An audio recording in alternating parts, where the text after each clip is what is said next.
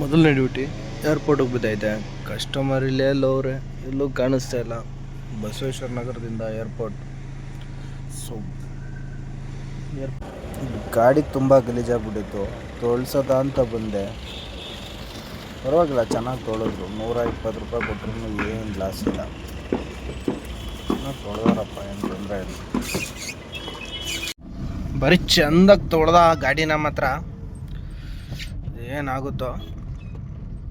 ಬಾಡಿಗೆಗಳು, ಡ್ಯೂಟಿಗಳು ಎಲ್ಲದ್ರ ಬಗ್ಗೆ ಯೋಚನೆ ಮಾಡಿಕೊಂಡು ಕೂತ್ಕೊಂಡು ಎಲ್ಲಿದ್ದೀನಿ. ಚೆನ್ನಾಗಿ ತೊಳೆದ.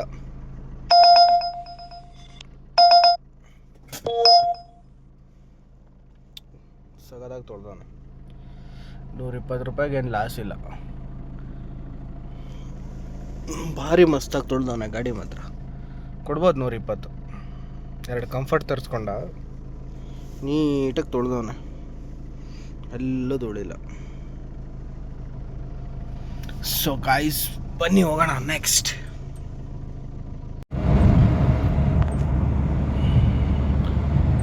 ಟರ್ಮಿನಲ್ 2 ಗೋಸ್ ಸಡನ್ ಡ್ಯೂಟಿ ಬಿದ್ದೈತೆ. ನಾನು ಊಬರಲ್ಲಿ ಡ್ಯೂಟಿ ಮಾಡ್ತಾ ಇರೋದು. ಇವಾಗ ಆಗೈತೆ ಟೈಮ್ ಎಷ್ಟು? 10:54 ಆಗೈತೆ. ಇದು ಬೆಳಿಗ್ಗೆ ಮನೆ ಕಡೆಯಿಂದ ಪಿಕಪ್ ಬಂದಿದ್ದು. ಇವಾಗ ಸಡನ್ ಡ್ಯೂಟಿ ಬೀಳ್ತು, ಪಿಕಪ್ಗೆ ಹೋಗ್ತಾ ಇದ್ದೀನಿ. ಏನಿಲ್ಲ ಬ್ರೋ, ಇಷ್ಟೇ. ನಾನು ಒಬ್ಬ ವಿಡಿಯೋ ಮಾಡಬೇಕು ಅಂತ ಅಂದ್ಕೊಂಡು ತುಂಬ ದಿನ ಆಗಿತ್ತು. ಇವಾಗ ವಿಡಿಯೋ ಮಾಡ್ತಾಯಿದ್ದೀನಿ, ವಿಡಿಯೋಗೆ ಸ್ಟಾರ್ಟ್ ಮಾಡ್ತಾಯಿದ್ದೀನಿ. ನನ್ನ ಬ್ಲಾಗಲ್ಲಿ ಕಂಟೆಂಟ್ ಏನು ಅಂದರೆ ಟ್ರಾವೆಲ್ ಇರುತ್ತೆ, ಫುಡ್ ಇರುತ್ತೆ, ಇನ್ನೂ ಏನೇನಾದರೂ ಇರುತ್ತೆ. ಎಲ್ಲ ಆಲ್ರೌಂಡರ್ ಅಂತ ಅಂದ್ಕೊಳ್ಳಿ. ನಿಮ್ಗೇನೇನು ಇಷ್ಟ ಆಗುತ್ತೋ ಅದನ್ನು ಕಮೆಂಟ್ ಮಾಡಿ ತಿಳಿಸಿ.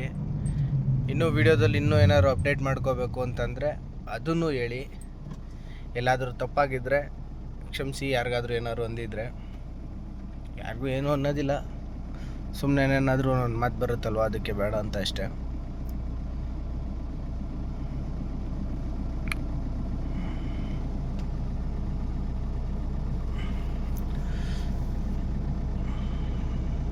ಬನ್ನಿ ಇವಾಗ T2ಗೆ ಪಿಕಪ್ಗೆ ಹೋಗೋಣ. ಹೋಗ್ತಾ ಅಲ್ಲಿ ಒಳಗಡೆ ಹೆಂಗಿದೆ ಅಂತ ವಿಡಿಯೋ ಮಾಡಿ ತೋರಿಸ್ತೀನಿ. ಏನು ಗುರು ಇದು, ಇಲ್ಲಿಂದ ಬ್ಲಾಕ್ ಆಗೈತೆ ರೋಡು.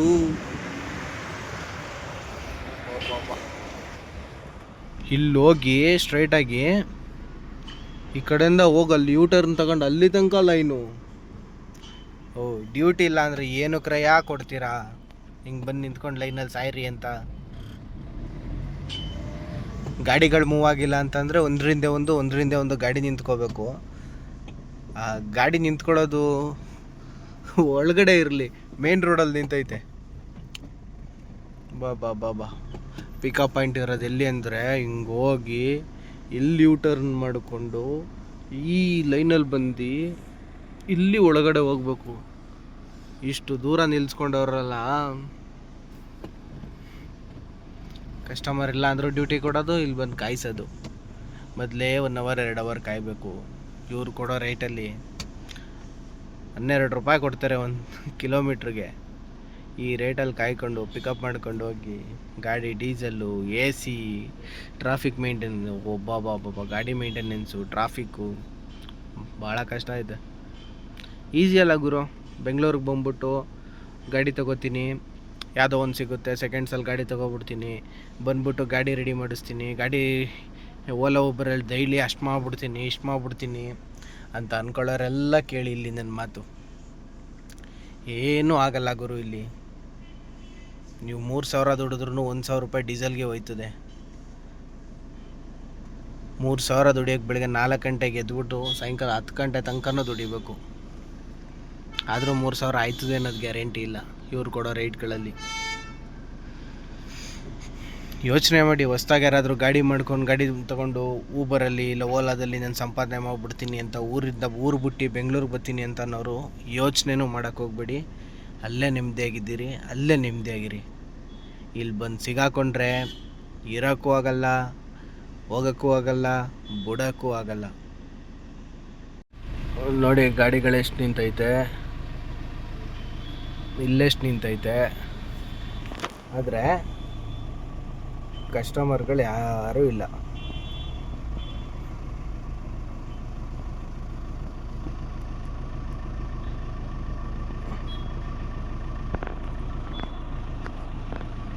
ಗಾಡಿಗಳು ಬೇಜಾನವ,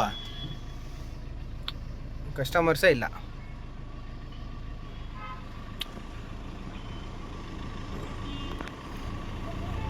ನೋಡ್ರಪ್ಪ, ಹೊಸ್ದಾಗಿ ಗಾಡಿ ಮಾಡಬೇಕು ಅಂತ ಅಂದ್ಕೊಂಡಿರೋರು ಇನ್ನೂ ಒಂದು ಸರಿ ಹೇಳ್ತೀನಿ, ನೋಡಿ ಈ ವಿಡಿಯೋ ನೋಡ್ಬಿಟ್ಟಾದ್ರೂ ಯೋಚನೆ ಮಾಡಿ.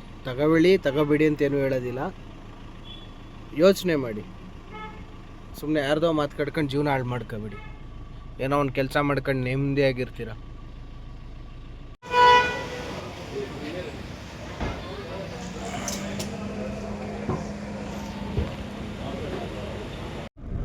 ಹತ್ತು ಗಂಟೆಗೆ ಹೋಗಿ 1 ಗಂಟೆಗೆ ಡ್ರಾಪ್ ಆಗೈತೆ. ಇದೆ ಏರ್ಪೋರ್ಟ್ ಪರಿಸ್ಥಿತಿ.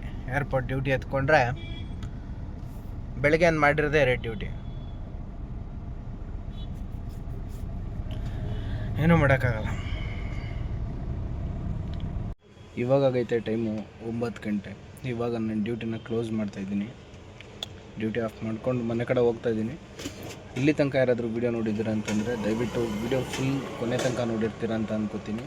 ವೀಡಿಯೋ ಇಷ್ಟ ಆಗಿದ್ದರೆ ದಯವಿಟ್ಟು ಸಬ್ಸ್ಕ್ರೈಬ್ ಮಾಡ್ಕೊಳ್ಳಿ. ಏನಾದರೂ ತಪ್ಪಿದರೆ ಕಮೆಂಟಲ್ಲಿ ತಿಳಿಸ್ಕೊಡಿ.